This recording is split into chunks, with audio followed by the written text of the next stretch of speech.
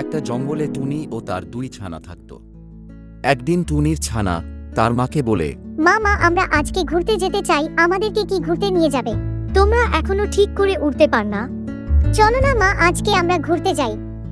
আচ্ছা, তোদেরকে আজকে ঘুরতে নিয়ে যাব। এখন তোর ঘরে আয়। তোরা এখন ঘরে চুপটি করে বসে থাক।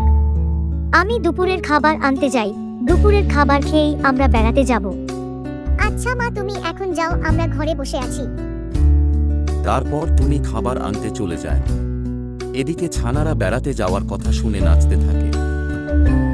কিছুক্ষণ পর টুনি বাড়িতে ফিরে আসে। তারপর তারা খাওয়া দাওয়া শেষ করে বেরিয়ে পড়ে।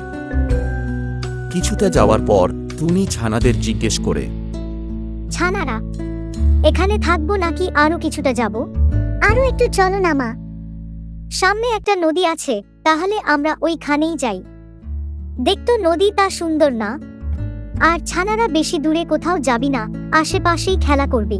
ঠিক আছে মা, আমরা বেশি দূরে কোথাও যাব না।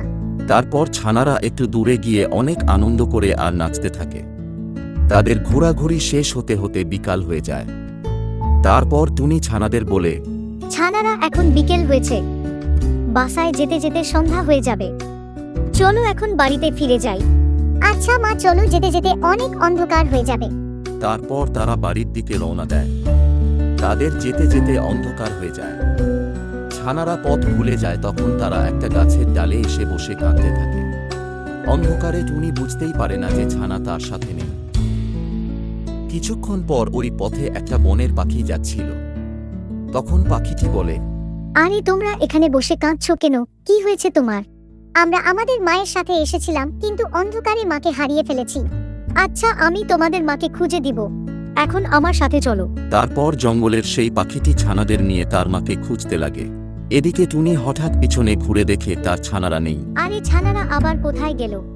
এই বলে টুনি ছানাদেরকে খুঁজতে লাগে। একটু দূরে যাওয়ার পর বনের সেই পাখিটির সাথে দেখা হয়। টুনি তার ছানাকে পেয়ে খুশি হয়, ছানারা তার মাকে পেয়ে খুশি হয়। টুনি, তোমার ছানারা পথ ভুলে একটা গাছের ডালে বসে কাঁদতেছিল, আমি দেখে নিয়ে এলাম। তোমাকে অনেক ধন্যবাদ, তোমার জন্যই আমি আমার ছানাকে ফিরে পেলাম। উপরওয়ালা তোমার মঙ্গল করুক।